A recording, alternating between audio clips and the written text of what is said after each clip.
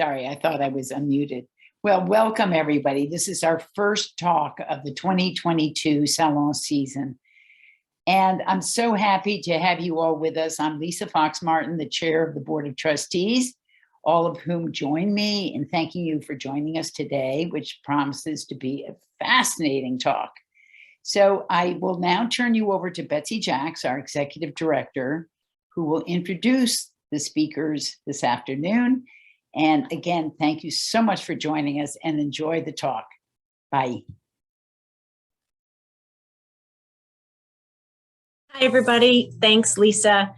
And I'd like to thank Mass MoCA for being the most enjoyable and collegial partners on this project.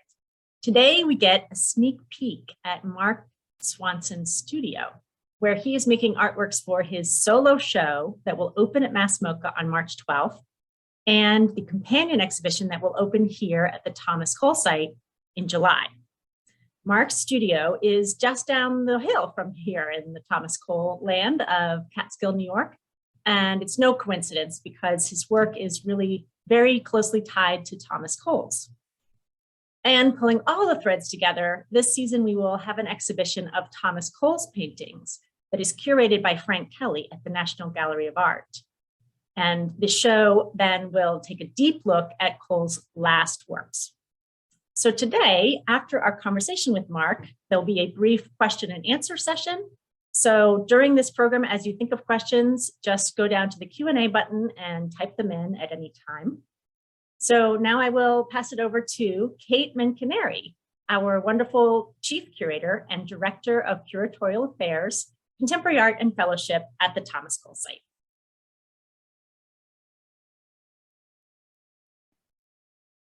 Thank you, Betsy. Thank you, Lisa. Thanks to everybody who's here with us on Zoom today. I'm so excited.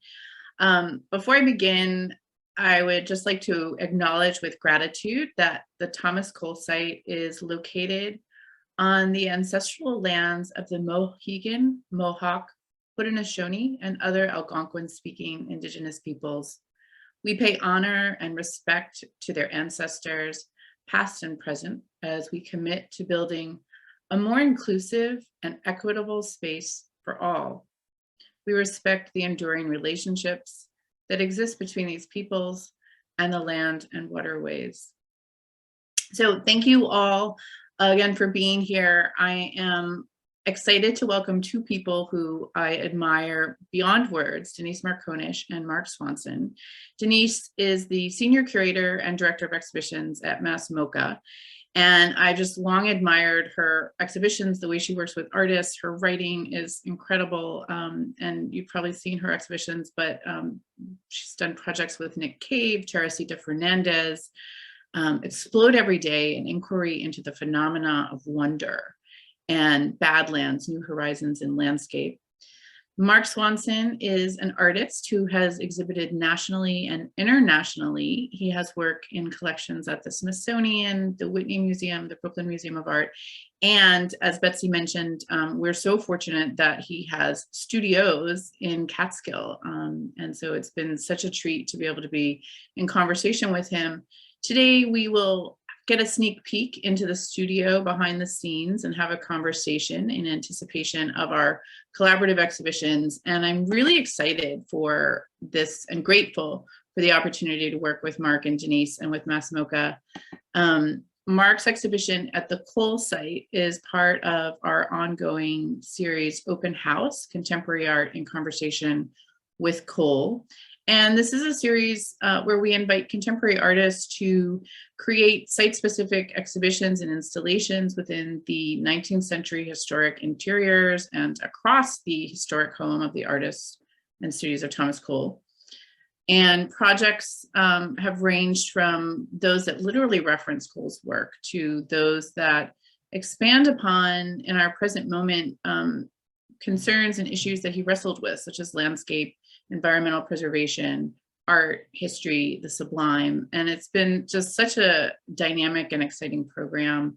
And at the heart of it is kind of this idea that all art is contemporary. And it really means a lot for us to be able to collaborate with contemporary artists working today at this historic site.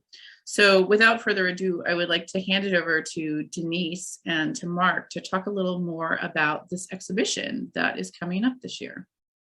Denise, you want to take it away? Yeah, thanks so much, Kate. I also have to say it's been an absolute delight to be working with the Thomas Cole National Historic Site on this project. And, you know, I think we're both really engaged with how contemporary artists are thinking today, particularly around ideas of landscape conservation and really just supporting artists. You know, I found a great partner institution in you guys in the way that we both like to provide opportunities for artists to sort of think outside of the box, to engage with the issues of our time, to engage with art history, and to dream. And so it's been really wonderful to work with you guys and you, of course, Mark. So I'm going to start with a little bit of background. I first met Mark, had known his work for many, many years. And we finally met in person around 2005 when I was living in New Haven. And I still remember you had this gigantic studio in Brooklyn. And we just sat there, and I always say some of the best studio visits are the ones where you hardly even look at the work and you just realize you're connecting with each other. And I remember us talking about Elliott Smith and, you know, artists that we admired. And, you know, it was just one of those click moments where you knew that someday we were going to work together. And I probably even left the studio visit saying, someday we're going to work together. And then a few years later, both Mark and I uprooted from our various city lives and came out to the country, Mark moving to Catskill and me coming to North Adams. And it was an amazing opportunity for us to reconnect. And I remember going out to your studio and seeing the show you did at the Basilica in Hudson in 2016. And us saying, we're never going to let this much time pass again before we reconnect. And I was digging through my emails trying to like piece together this history. And I found the email after I came to the Basilica and I said, now we really have to find that time to do something together. So I remember, Mark, you came out here shortly after, and we started to look at the spaces at Mass MoCA. And for people on this call who may not have been here, you know, Mass MoCA is an old mill building. We have about 300,000 square feet of exhibition space. So whenever I bring artists to look at spaces, a healthy dose of fear is a good way to start. And I showed Mark a large space on the top of our second floor, about 10,000 square feet of exhibition space, and said, what would you like to do here? And, you know, his eyes got big, and we just started that process. And, you know, one of the things that Mass MoCA loves to do is start with artists from nothing, start from just pure concept and work towards fabricating things. I have to say, it's been so wonderful that Mark is only an hour and a half drive away, and the same with the Cole site, because we could build things and we could just drop it off at the studio, and then I could get to the studio when Mark had a question, and Mark, Kate, and I could get together and walk through the historic home of Thomas Cole. And I think without that proximity and that us all being embedded in this region, this show would have ended up being something entirely different. So it really is born out of this collaboration and this place. So that's a good amount of backstory to start. And I'll also note that I remember Kate reaching out to me to bring the Cole Fellows to Mass MoCA for a tour, but also just for us as two curators in the region to pick each other's brains about contemporary art and working with artists. And so when Mark started talking about Thomas Cole being an inspiration for the show, it was a sort of natural connection. But before I turn it over to Kate and Mark to talk a little bit about Thomas Cole, Mark, I was wondering if you would maybe enlighten us a little bit on some of the themes you've been thinking about around this show, and in particular, one of my favorite exhibition titles I think that has ever existed, A Memorial to Ice at the Dead Deer Disco. So I wonder if you could take it from there and talk a little bit about what you've been thinking about for this exhibition. Sure.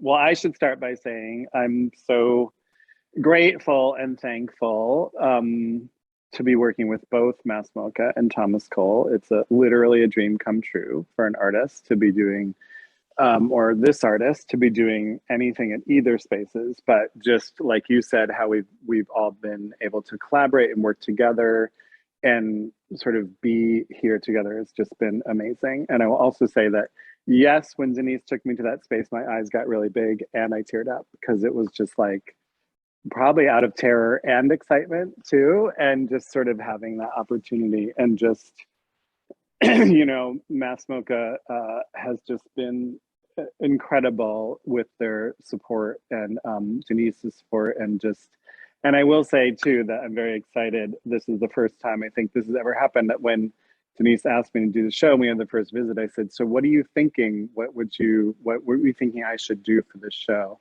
And Denise said one of the best answers I've ever heard from a curator. She said, I want you to do whatever you want. And for me, I don't try to tell the artist what to do because I'm really interested in hearing what they're going to dream up. And to hear that as an artist, it's a little scary, I have to say, in some ways, but then also just amazing. So, so just to extend the thanks and gratitude all around. But yeah, the Memorial to Ice at the Dead Deer Disco. It's so funny that that title, I was really kind of afraid to use it. I had two titles. I had in mind the Memorial to Ice and the Dead Deer Disco. And then I thought, well, maybe I could just make that the whole title. And that sort of came about, I did a residency through the Catskill Center at the Platte Clove cabin. And I had a feeling we'd be talking about this. I have a picture of it here, which is this amazing little, beautiful, exactly what you think of, like the perfect little cabin. It's right above a waterfall in Platte Clove. And Platte Clove is so beautiful and it's this amazing spot. And I went there for a week-long residency in September. It was cold and I was kind of by myself that time of year, especially that many years ago. There was no one else around and there's no running water and it's wood. And so there's like an outhouse that heated with wood. You have to bring the wood in. There's, you have to sort of figure out how you're going to bathe, how you're going to shower, you know, all this stuff. And people suggested bringing a solar shower thing, which is where you fill it with river water and let it warm up in the sun. But at the end of September, that doesn't work out so well. So in the morning, every morning, I would go down with these big sort of like lobster pot kind of steam things, and I would fill one up and bring it back and boil it for water to bathe in, and then I would come back and do it again and bring it back from the creek below and the waterfall below to get water to cook with and to clean up with and all this stuff. And so to boil in the water to make it safe. And through the week there, it was sort of, it became this very sort of like meditative thing, like, okay, you know, how do I get the wood stove stock to be warm throughout the night? How do I start it in the morning? How do I bathe? How do I eat? And the elements are so close when you're living like that. And then I spent most of my time, I tended to make artwork there, but I spent most of my time just hiking. So I would hike about 2 or 3 hours in the morning and then 3 or 4 hours in the afternoon, go back for lunch usually. And sometimes I would take my lunch and stay out all day. And I hiked in the rain. I hiked when it was cold. I hiked when it was warm. And it was like, I would bring all these layers and everything. And it was this amazing experience of being, I think it was sort of having to think about how to like just live in these very elemental ways that I realized I started feeling incredibly present and connected to what was there. And I started shooting these very close-up videos, mostly of like really tiny moments of like a leaf kind of blowing around in a puddle or, you know, a drip happening into the waterfall and sort of zeroing in on this. But it would have this kind of action of really focusing in also sort of like made the big picture very clear. And I felt like I was really kind of at one with the universe there in this really special and very like spiritual way, I have to say. And then this thing happened where it was like I would be having this thing just so in the moment, so in the present, nothing from the outside world coming in. And then it would hit me that this may not last. It was that climate change would change all of this. And how long would it be there? And how long could we take this for granted? And how long would these trees be standing? How long, you know, would this be flooded out? All these things.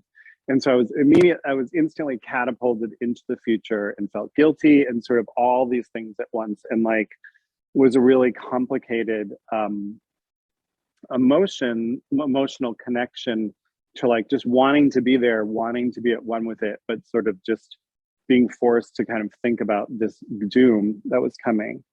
And I had this moment, probably, I can't remember when it was, but I had this moment of realizing that feeling felt very similar to when I was 17 and moved to the city and started going to nightclubs, to gay clubs and queer nightclubs for the first time, and feeling so connected, so like I had found this home, so at one with the universe. It felt so right. But then with the specter of AIDS, there was always a kind of doom there too. And so I realized that these two things had that these two places that I felt the most spiritually connected and the most sort of at one with what was happening and the most comfortable, both of them had this kind of thing where I was catapulted into this like doom of like what might happen, and death. so like I said, then it was kind of like a choice between, so I wanted to do sort of a memorial, talk about a disco, kind of conflate these two things, which felt very difficult to try and do at the time. And so I had the two titles of memorial to ice as a memorial, literally to the, you know, melting glaciers and ice caps and everything else, and the Dead Deer Disco talking about the specter of AIDS. And so I just put them together, and I've done that in the work too, I hope. We'll see. You have for sure. And so the other thing that I remember when we first connected with Kate at the Cole site is she sent us some of Cole's writings. And I remember you coming back after reading those, and then also realizing that you had these very personal connections to Cole. So I wonder if you and Kate can talk a little bit about how Thomas Cole has like influenced this show as well. Yeah, absolutely. Am I back on? I'm unmuted. Hi, Mark. Well, I'll flash to, I'm going to open my, just show a slide. Let me see if I can share my PowerPoint. Here we go. And I'm going to go to slideshow.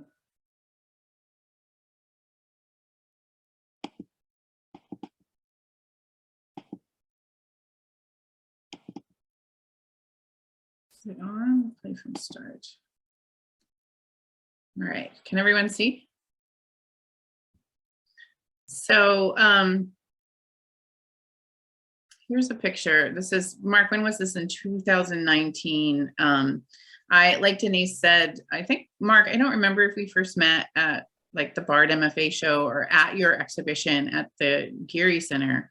But we were in conversation, and when we were working on a project in 2019 with the artist Shi Guori, who was going around retracing all of the locations that Thomas Cole had painted, he had discovered this, this particular painting here on Catskill Creek, and had located this rock that just so happened to be on the property where Mark lives. And Mark and I were talking about it, and Mark was like, oh, please, come and visit.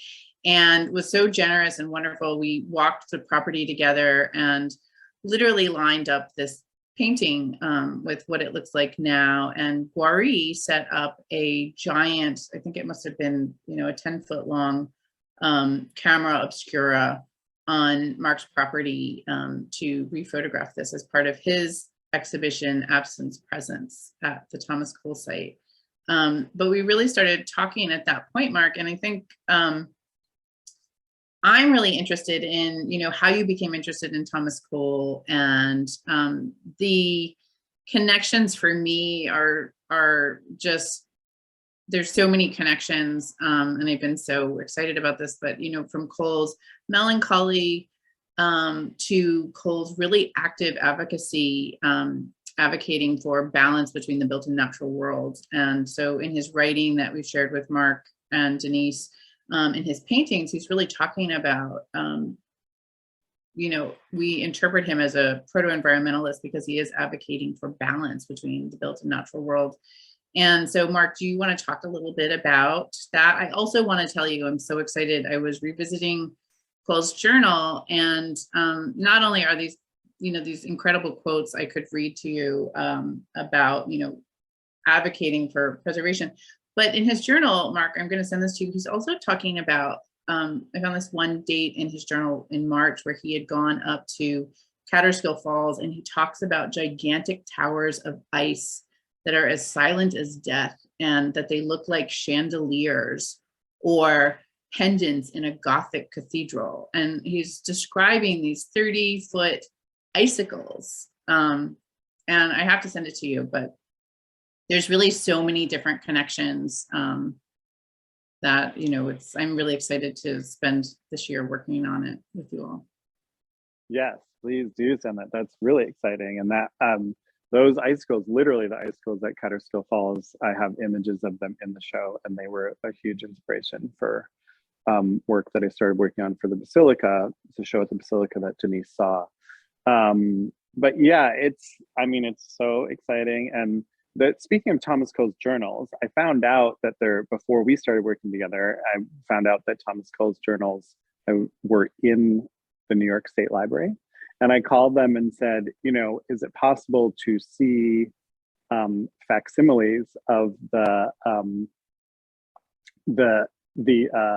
journals? And they said, oh no, you can just come see them. And I was like, what? And they were like, yeah, you can just come see them. You sit with somebody and you can look through it. And I couldn't believe I could look through the actual journals. I never did that because you guys sent me the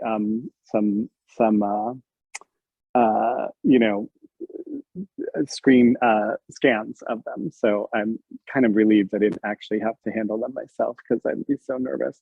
But Kate, can you pull back up that picture with Gwari? Yes, my partner and I, Joe, bought this house on the Catskill Creek, and the house had been for sale for 3.5 years, and it was so overgrown, and we didn't even go down to the creek when we saw the house. We just knew there was a creek and that it kind of separated property. We were thinking a creek, not like a river, which is what they call creeks around here. And after spending a lot of time down there, just a couple months really after we bought the house, I came to a show at the Thomas Cole house, and it was the first time I visited.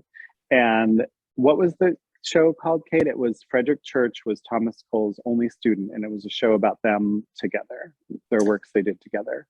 Yeah, that was in 2014. It was a show we did with John Wilmerdine, Master, Mentor, Master, and it was about the time that Frederick Church's work that he made when he was studying with Thomas Cole, 1846 to 44 to 46. Right. So I had seen this show, and there was drawings on that said the Catskill Creek, and there was drawings side by side. So one of Thomas Cole and one of Frederick Church of the same imagery. And I turned to my partner, Joe, and I said, this looks like our backyard. And he said, it really does. And so I said to the docent, I said, I know this sounds crazy, but this really looks like our backyard. Could this be in Catskill, like right, in this part? And the docent said, oh yeah, if you live over here by this Tatiana's restaurant, and right there, that was Thomas Cole's favorite place to paint. And I like nearly fell over. And I was kind of stuck in my practice, like getting out of New York City and coming up here. It was a sort of a return to me. I grew up in New Hampshire and had lived in cities for almost 30 years. And so it was this kind of return, and I was very discombobulated. I was leaving the New York art world and the pressures that come with that, and kind of confused on where I was. And so when I, doing a little more research, realized that Thomas Cole not only liked to paint and painted the most paintings he ever did of this part of the creek, but then also doing some research found out that he walked almost daily along the creek and literally walked on our property and down the street and on Snake Road where we used to walk, which is right down the street. And I sort of was like, maybe there's something here. Maybe there's something with Thomas Cole for me to work on. And this sort of, I started researching the Hudson River Valley School painters in general and sort of their relationship to the city and how many of them had studios on 10th Street in the East Village. And then they had houses up here. And at the time it was a weekend house. We quickly moved up here full time, but it was sort of this like, and a lot of artists were starting to move up here at that time, like in little drips and drabs, but we were all talking to each other and all reconnecting, kind of like me and Denise did. It would be these people who hadn't really seen for years in New York City. And then we would see each other up here and be like, oh, you're here too. Oh, you're here too. And there started to be this sort of talk of like a new Hudson River School, you know, with all the artists leaving the city and coming up here. And so I thought maybe there was something there with Thomas Cole and really started to research it. And then it's going to the Platt 12 residency again, you know, it's there, the trails there are places that he went, you know, and it felt very close to Thomas Cole and what was going on. And Thomas Cole was so upset about the development and what was going on. And the trails I walked on at Platt Clove up to like Codfish Point, there's a lot of trailheads right there. Those were actually toll roads because there was so much industry in Catskill, in the Catskills at the time. And Thomas Cole was so upset about the development on the creek and all these things. And so I started thinking about that relationship. And then anyway, we can get more to that later, but just kind of, yeah, that this painting, you know, like I'll pull it up on my phone too, like this, you know, this rock, I don't know if you can see it, but in this painting, which is down here at the bottom, this big rock right there is the rock that me and Gwari are looking at there. And on this side of the painting where there's a guy fishing on the rocks, like those are those rocks, like literally the rocks that go down to the water right that in front of the iPad that you're holding.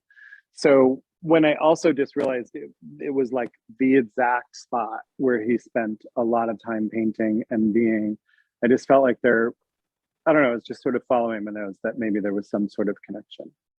So Mark, I remember when we met, you were talking about this revelation and that's when I was like, hey, do you know Kate over at the Cole House? And then I remember going back to Cole's 1841 essay on American scenery. And, you know, particularly quotes like, he says, I cannot but express my sorrows that the beauty of such landscapes are quickly passing away. The ravages of the axe are daily increasing, and the most noble scenes are made desolate, and often sometimes with a wantonness and barbarism scarcely credible in a civilized nation. And, you know, I remember us having this conversation just as you were starting to build the work and starting to think about what this memorial would look like. That, you know, that very interesting moment where Cole, if he were to come back today and look at this area, he would at first feel a sense of relief until we told him the reality. And so I wonder if you can sort of talk a little bit about that shift in perspective and then how you use that to sort of start building the work that will be in both of these exhibitions. Yeah, well, yeah, exactly. I mean, that I kept thinking about that and kind of obsessing about it because Thomas Cole's family, and correct me if I'm wrong, Kate, if I get any of this historical stuff wrong with Thomas Cole and his family, but they came here from England, basically outrunning the Industrial Revolution of England because they were decorative artists. And so what they were doing was being sort of replaced by factory, you know, made goods. And so they were kind of bouncing around in the US, trying to outrun the Industrial Revolution here. And Thomas Cole's father was literally a Luddite and like, you know, was part of the protest to stop the Industrial Revolution. And so Thomas Cole had this like incredible sort of he had a view into what would happen that people didn't happen here in the US. You know, he saw the destruction happen.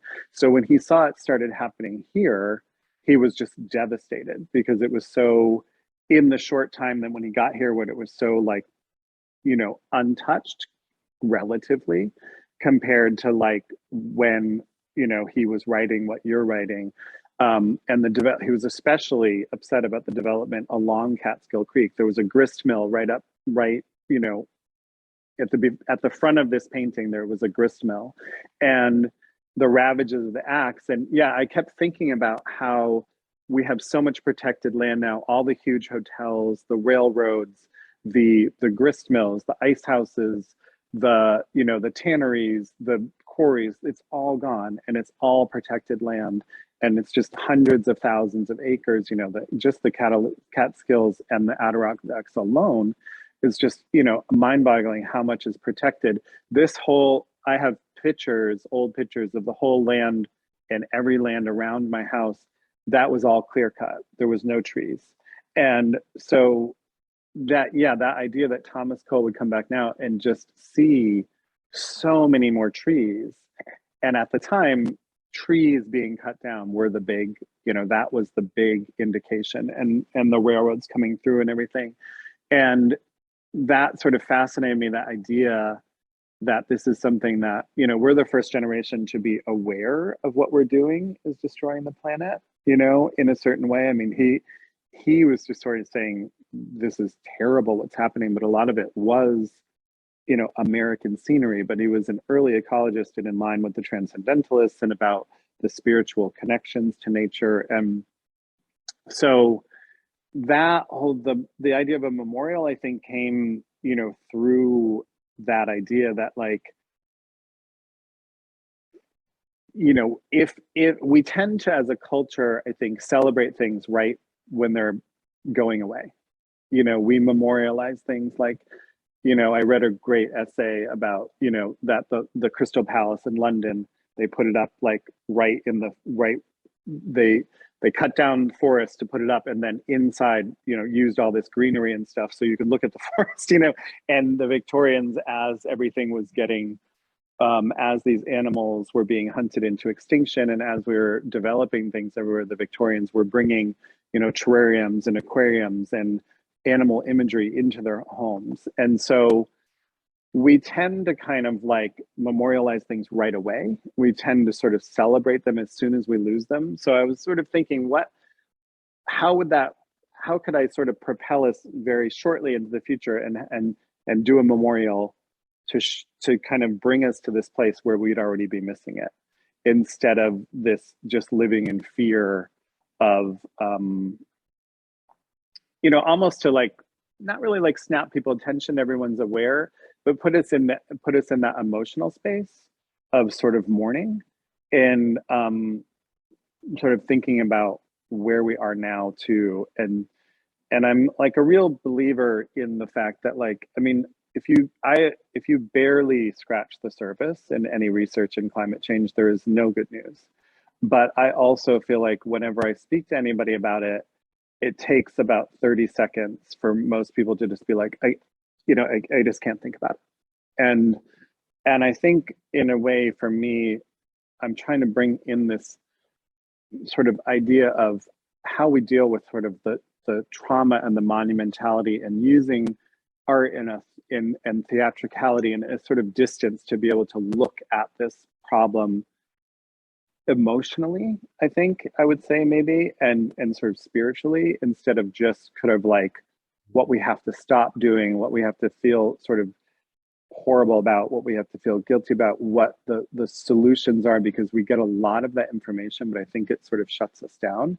And I feel like opening it up into a larger conversation of what it means to us holistically as people was important to me. Yeah, I think it's interesting in the conversations we've had over the years at how frequently the term tenderness has come up. There's a kind of like beauty and melancholy, but in this kind of holding on to one another and realizing that in these moments of mourning and memorial, there's also this great beauty and like that kind of you know, not to like use the goofy Ferris Bueller line, but like if you don't stop and pay attention to it, it's just going to pass you by. And I think with all of this information that happens around climate change, we get so bogged down in the data and the impossibility of it. You know, Timothy Morton talks about it as a hyper object, as this thing that is so big that we can't even grasp it. And I think what has been so amazing for me as you're building this show is how human it feels, and how it and that tenderness. Like there's, you know, there's a piece behind you of these two deer mounts just leaning against each other, and you get the sense that like if it weren't for one another, they would fall over. They're holding each other up. They're you know, clinging. And I think there's, you know, even though there's so many themes in this show that are dark, there's it's not hopeless, which I think is really amazing. Well, you know, it's funny you say that, because there's a piece in the show that's very very directly influenced by the Pietà.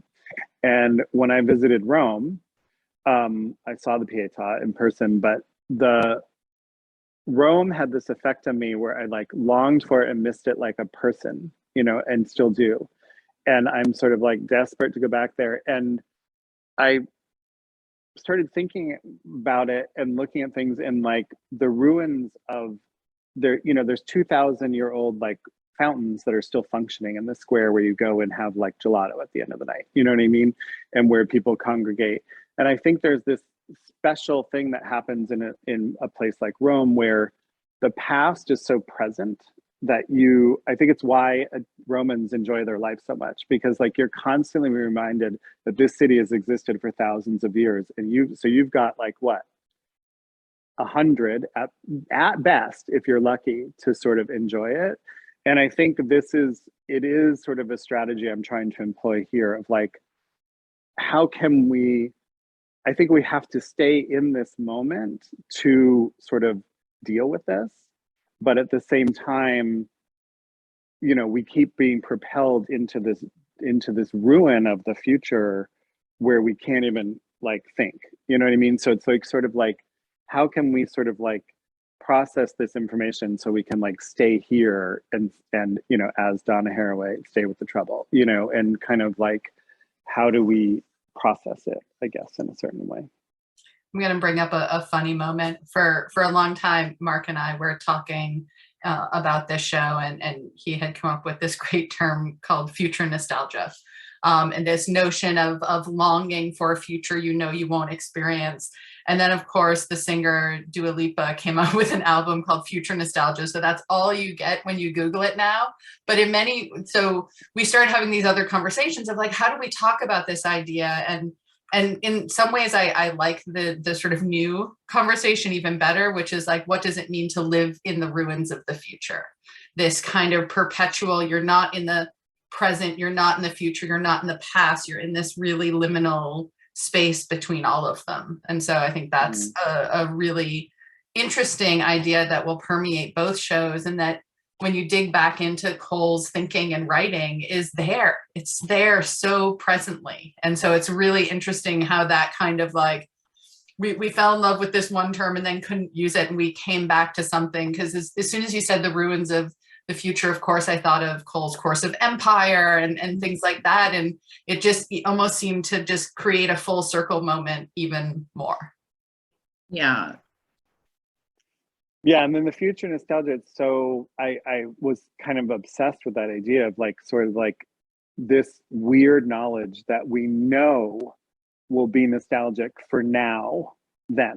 Do you know what I mean? I mean, I think we can always know we're going to be nostalgic for the past, but like, there is this kind of thing that if things don't radically change, we know we'd be nostalgic for this time because things can exist in a way, you know? And I think a lot of, you know, really great thinkers are thinking, some of the thinkers, of course, I adhere to, or that art can really do it, but that also we have to sort of move to this adaptation model and not sort of like how to stop the increase in temperature from having, which I think is in line with what I'm talking about. Like, how do we live in this acceptance that it's here and not just be in this doom of the future. Because as with the AIDS crisis, like we couldn't, you know, I didn't know. You know, what it was going to be like, and there was no way out of it.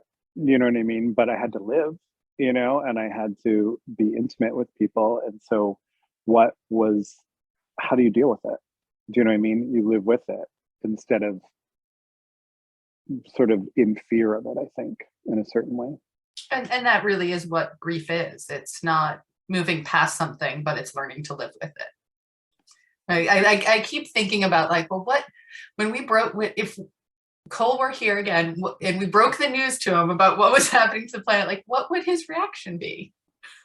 I think he expected it, you know, I mean, like with works like Lament of the Forest, our doom is near, behold, from east to west, the skies are darkened by ascending smoke, each hill and every valley, it's become an altar unto Mammon and the gods of man's idolatry. The victims Missouri's floods are ruffled as by storm, and Hudson's rugged hills at midnight glow by light of man's projected meteors. We feed 10,000 fires in our short day. The woodland's growth of centuries is consumed. And he goes on, this is a piece he wrote, Lament of the Forest, 1838. And he ends with, a few short years, our ancient race shall be like Israel scattered among the tribes of men. Like, I don't know if Cole thought we would still be here. But it's a good question. And I think, and the grief, and it's just, I think Cole would absolutely love this show and all of these ideas and everything that you all are thinking about. You need more people to write like that. I know. Well, no, it's so, yeah, I mean, you know, he just saw that happening right in front of his eyes. So the more you read, I'm like, maybe Thomas Cole would like this title too. I think Thomas Cole would love he wouldn't know what a disco was. Well, yeah, well, I mean, and then no more the deer shall haunt these bosky glens, nor the pert squirrel chatter near this store a few short years. It's really powerful and prescient. But, well, Mark, do you want to do a quick sneak peek at some of the things in the studio before we welcome Betsy Jacks back and do a little Q&A with some of our audience members? Sure. Yeah, okay. The PowerPoint. Yeah. I'm going to try to share my screen again. If I can do it. You can do it, Kate. I know. All right, thank you. We have faith. I'm going to do slideshow. Let's see. All right, is that? And that's from an early studio visit. That was like a few years ago, that first one. This is, yeah, I feel like this isn't like 2018 or 19. Mm-hmm. Yeah, it's a few years ago. Was that around the first time that we all, like, I remember a group from Mass MoCA came out and we went to the Cole site and went to Mark's studio. I feel like that might have been from that meeting when we all first started coming together to talk about what this collaboration meant. I think so, yeah. Yeah. And the work it's just been so extraordinary to watch as your work has developed and you've been progressing. But here are some studio views, I guess, from a couple of, you know, over across the year or so. And this was the piece that Mark, I was referencing earlier, that piece where I was talking about the tender. I mean, I love all of the work in the show, but Mark knows that I have like a very soft spot for this piece because there's something so raw and simple about it. And that sense of, are they fighting or embracing, I think is just so perfect for this whole project. Right. Or drunk. That was the other drunk, thing. yeah. the club Holding part, each other up. or dancing or drunk was part of it too for me, you know. Here's this model. Yeah, that gives people a little bit of a sense of the Mass MoCA space. So it's a huge gallery with oh God, Mark, you'll probably remember better than me right now. What are the height of the ceiling? I know it all too well. 22-foot ceiling. And I think it's 40, this gallery is 41 feet wide and 125 feet long. And then the back gallery, I can't remember the And what's exact dimensions of also that. I think exciting is one of the things we're doing within the space is we're building in an area for Mark to collaborate with somebody who he's worked with before, Jack Ferver, who is an incredible choreographer, writer, dancer, teaches at Bard, and has been teaching a class called is Global Warming Camp about all of these very same ideas. So there'll be a time for Jack to develop performance that will happen within the exhibition next summer. Yeah, it's really exciting. Jack's an incredible performer and artist. And that's, yeah. Back view of the Pieta there. Yes. Yeah, these are all, you know, a lot of these are works in progress, just studio shots, but. Can you talk a little bit about the material that you use and the found material and stuff like that, so people have a little bit of a sense of what they're looking at? Yeah, I mean, I was a commercial sculptor for a long time, and I can sculpt very realistically, but I've been using a lot of found, and it's sort of, it has to do with, there's a lot of like coffee tables and furniture. There's things and cast off light fixtures that I found in places, and I'm not really like upcycling, but there is this kind of definitely residue in the work. But then I also work a lot with plaster bandage and plaster and different kinds of like these kind of water-based, plaster-based sort of resins and things. And there's a lot of branches. There's a lot of taxidermy forms. So it's kind of an odd combination of things, but plaster bandage is a big part of it for this show. But sort of, I think of it as like, I've been like from early on in the concept, the show was sort of in my mind like a combination of like memorial, cemetery, diorama, like Cabela's store, like sort of one part, you know, Natural History Museum diorama, one part memorial cemetery, one part Busby, Berkeley, Ziegfeld Follies, one part disco. That's kind of been my strategy of how to make the works come together. And I think what's also really nice is that you've been just developing the work for the show, which will take place in 2 parts, but you're not saying like, this, I'm making this only for the Cole House, I'm making this only for Mass MoCA. You've just sort of been making the work. And of course, there's issues of scale at hand. The Cole House is a domestic interior, so of course, some of the smaller works, but I think what will result from that is it's not going to feel like these 2, you know, one big installation and then a satellite show. They're really going to be speaking to each other because they're all coming from this same sort of, you know, making all up against each other. So I think it's a really nice way to make the shows feel really connected. Well, and I thought they were going to have to be really separate. And then Kate just kept sort of like driving home that Thomas Cole, that these themes that to the level I wasn't really realizing was such a similar thing. I've been drawn to Cole's work before, and you know, one of his first paintings is what is it? Lake Deer with Dead Trees? Lake with Dead Trees. Yeah. Yeah, it's Lake with Dead Trees, and it's like a lake. It's north-south lake, and then it has dead trees and a deer in it. And it's like, you know, and I'm actually trying to get a dead tree right from that site, exactly where he painted it. If we can get the Parks Department, there's one that's slated to come down that I think is an old huge cedar tree. So hopefully, fingers crossed. If anybody knows anybody at North South Lake or the Parks Department, help us out. I want to get some stumps for bases for the show. But yeah, I've been thinking, at one point I thought it had to be really different and it was confusing. And then I just started thinking about it as one show. And I think it makes a lot of sense. Should we? Yeah, I think what timing wise, I'm not sure. Why don't we welcome Betsy Jacks back, and we can open it up to some questions to our audience, if that sounds good to everybody. And I'm going to stop the screen share. And welcome back, Betsy Jacks. Hi, Betsy. Hi. Oh my gosh, I can't wait for this show. This is so amazing.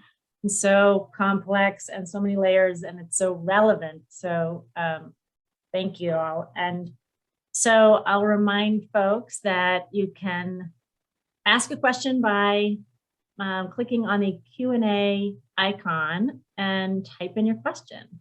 So I'll start off with my question. I can choose, which is, I was wondering if you could just show us your studio behind you. It looks so intriguing. Like, could you just walk around it and give us a little tour? Yeah. Okay. I'm just going to walk with the camera. I won't be able to see the camera. So if it gets, and I'll try not to trip. So if it gets a little crazy, you just let me know, or if there's something I should stop at. But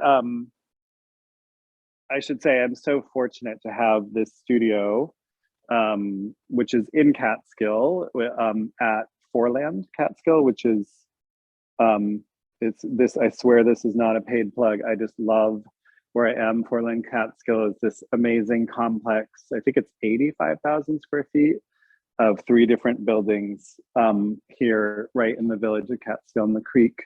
The founder, Stephos, is amazing, and she dreamed all this up. And so there's event space, exhibition space, art studios. It's just this incredible creative campus that I feel so fortunate to be a part of. And Catskill in general has just been such a generative place as an artist for me, as a place where you can, I always say it's a place where I get to think about art instead of the art market, escaping from New York.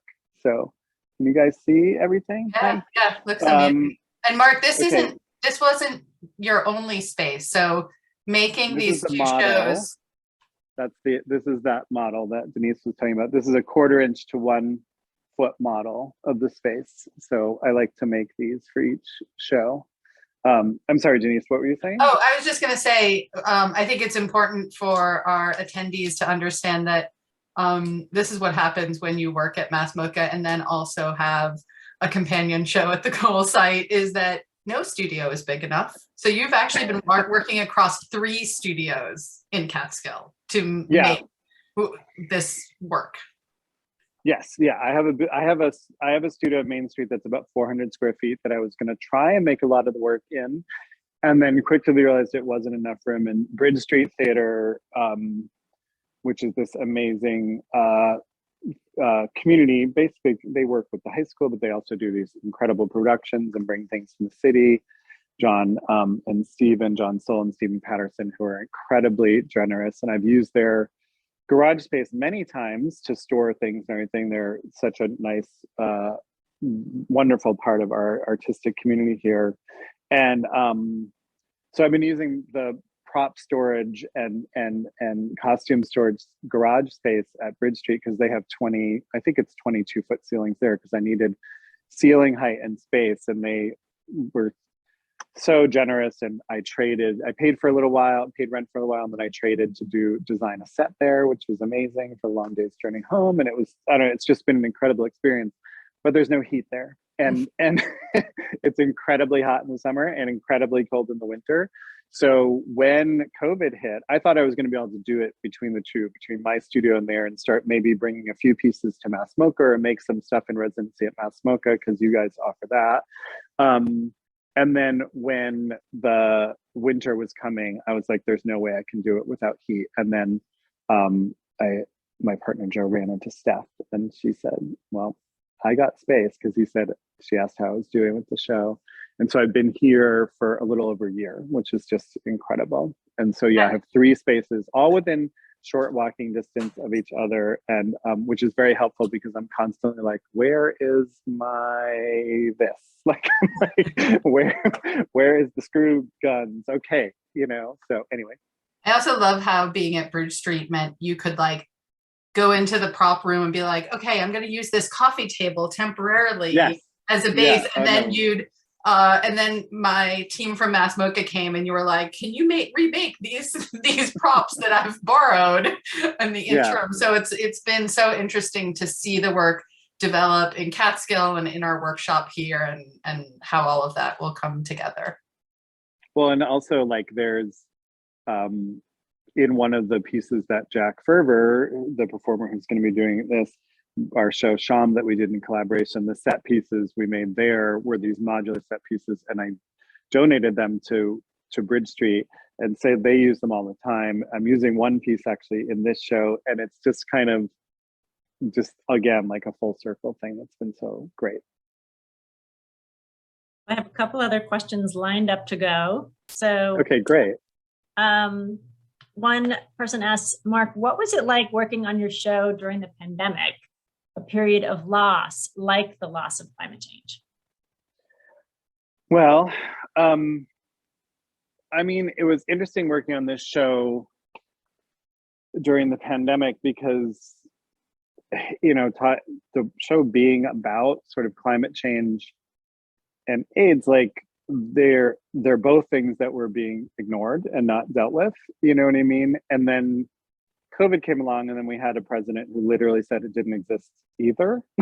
And so, you know, it was this incredible thing for, you know, the Reagans would not mention AIDS and sort of would not deal with it and would not put any funding to it. So it was sort of an incredible moment to watch everyone have to deal with what it's like to have a government that wants to ignore a disease. But at the same time, they threw billions of dollars at it to get a vaccine. So that's a big difference. But during the pandemic, it was really hard because I just could not, between the election and everything that was going on and COVID, like I couldn't even think straight. And my refuge was being in nature. And it's hard to think about now, even that we would, you know, if you'd see someone, you would cross the street, you know, you couldn't be near anybody. And so I did find places to go in the woods and took a hike every day and got lots of long johns and new stuff, you know, so to make sure I could be hiking all winter and be in it. So my solace was really, luckily, this was a wonderful place to ride out a pandemic. And I felt so fortunate and just spent a lot of time in the woods. But fortunately, it kept getting pushed back because I could not work. And it was really hard because I work, you know, in my own studio. I don't interact with other people. And it was sort of felt like the perfect moment as an artist. You know, everything shut down. It's what people think of. But I'm not like a studio artist like that. Like I'm in the studio a lot, but I'm out of the studio a lot. And it's a real exchange for me. And so it was very, very difficult to work. And I had COVID. I was really foggy brain for a long time from it too. And it was sick for a long time. And so it was hard. And I was beating myself up for not working. And I just was kind of paralyzed. And so luckily it kept getting pushed back so I would have enough time. You gained a year because of COVID. Basically, this would have all opened a year ago. Yeah, it was like first it got pushed back 6 months and that. But then, you know, also, yeah, it felt kind of a interesting time to be doing a show about, like really clearly about death and memorial at a time, you know, when that was really on people's minds. So. Well, I'll get to our next one then. We have quite a few lined up here. One person asked, which I noticed too, it looks like you have a portrait of an actor named Leonard Frey from Boys in the Band in one piece of your sculpture. Is that correct? Is that random? Does it have to do with bringing in a gay component into the mix? Any meaning you could expand on? Yes, that is Harold. I love that someone could pick that out. I don't know if there's like, I don't think there's a really specific thing about having Harold in there, but yes, it is. That is from the first movie version of The Boys in the Band, which, as some people might know, is considered the first big Hollywood film about gay people and was like very controversial at the time. It was a very successful play, but it is kind of, it's very much a play format, and I wanted to bring that in the way of sort of like holding this space for like gay male culture in a certain way that I find is very specific about what I was talking about. And I saw that in high school, and it was a huge effect to me. But also, like I said, there's a sense of theatricality to this work. Like there's a theatrical distance that I think like queer people, gay men have employed historically that I'm using here. And so yeah, I mean, I definitely, like I said, there's a Busby Berkeley, Ziegfeld Follies. There's also like a sort of Hollywood component to it. I feel like sort of the way Hollywood operates the dioramas, this kind of idealized version of life is also part of it. And it just worked really well there. I've had that film still for a really long time, and I put it in that frame and I put it there. I work really intuitively, so I don't have like a specific reason. I make work that way, and then a lot of times like a year or two later, I'm like, oh, that's what was going on there. You know what I mean? So maybe you can check back in about the specific meaning later, but I love that you caught, whoever caught it. I love whoever caught that very specific image. Anonymous comment, so I can't tell you who, Uh-huh. because I don't know. Another one asked, I have a sense that children seeing your show will be deeply moved. Have you worked with young people? I haven't that much. I mean, a couple of times when I've had other museum shows, I've had, worked with education departments and with children, which I find really exciting. I mean, gratifying and great, but I haven't worked with children very much. Yeah, no, I concur with that. My children are leading the way in our household with climate change awareness. And I think they're really going to respond well to your show. So I think there's something, children have this special connection to animals. And actually Timothy Morton, who's one of my favorite thinkers on climate change, talks about too, like how children have, in children's worlds, animals are like so present, and they're so much a part of their worlds, and they're everywhere. And then when we go into adulthood, we don't sort of, we have a very different relationship to animals. Like, so many kids' books and films, they're all sort of stories that involve animals and sort of in different ways. And I think, not to avoid this question, but I think I've employed that in a way. Like, I feel like the animals in my show are often surrogates for people too. Yeah, it reminds me of John Berger and his essay, Why Look at Animals, talks about animals as promises and messengers. And I always love that. Yeah. I love that essay. And I also, deers have also held this special place. My dad was a deer hunter when I was younger, and they've always just held this really specific place of a kind of innocence to me. Like this kind of, the way they're so big and present, but also just such a, I don't know, there's something, they always in my mind been a symbol for kind of innocence that I can't really find a better symbol for in my work. This person asks, when did you start making your sculptures and installations covered in the color white, which seems to be a significant element in your work, perhaps alluding directly to melting ice from an environmental viewpoint and these objects that are frozen in time? That well, you got it. That is that I started doing it, excuse me, about like probably about 2013, 2014, and using this drape shape. And I think all of my work has always been sort of about a longing and a desire and sort of things that are sort of sites of something that maybe was there before, which just fits right in with Memorial. So yeah, I think that was the whole, and I spend a lot of time in graveyards. I love graveyards, but I also really started spending a lot of time in them in the pandemic, a lot more time in the rural cemeteries in Troy and Albany, in Hudson, and in Catskill. That it's actually, the rural cemetery was a part of this story too. Like the first rural cemetery was in Boston, 1831, I believe, in Cambridge, and I loved that cemetery when I lived there. And rural cemeteries were actually the precursors to parks, and like one of the original pitches for Central Park in New York was a rural cemetery without graves, literally, because the rural cemeteries came first, and they were commercial ventures. And Thomas Cole, actually, there's the Catskill Rural Cemetery with an incredible view, which most rural cemeteries have. Thomas Cole is actually buried in the rural cemetery here.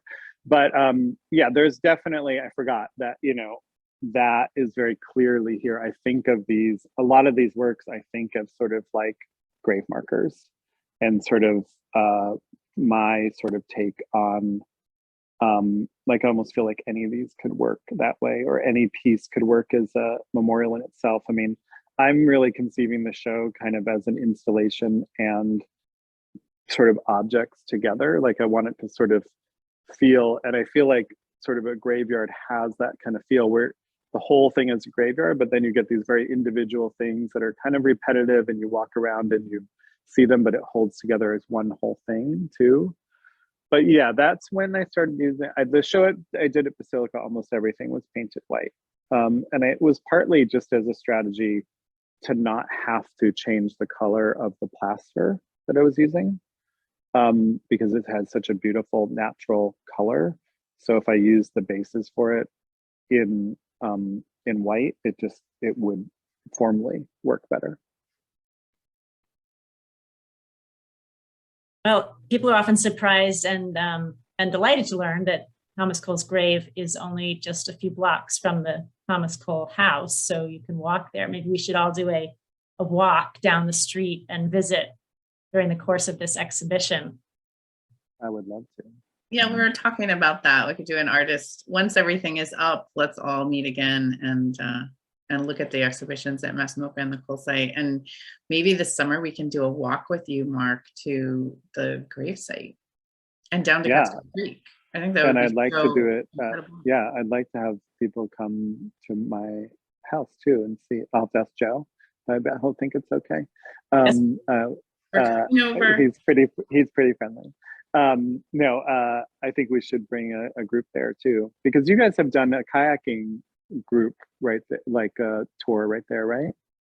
Yes, we've had a group paddle on the creek in conjunction with various shows, paintings of the creek, etc. Yeah.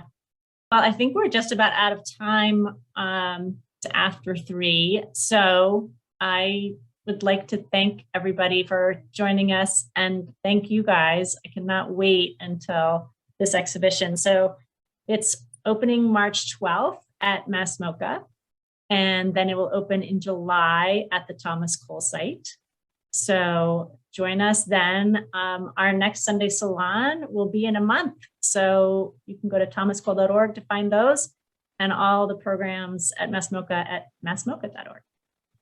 All right, everyone have a good afternoon. Thanks everybody for coming. Thank you, everyone. Great to see you all. Okay, take care. Bye. Bye.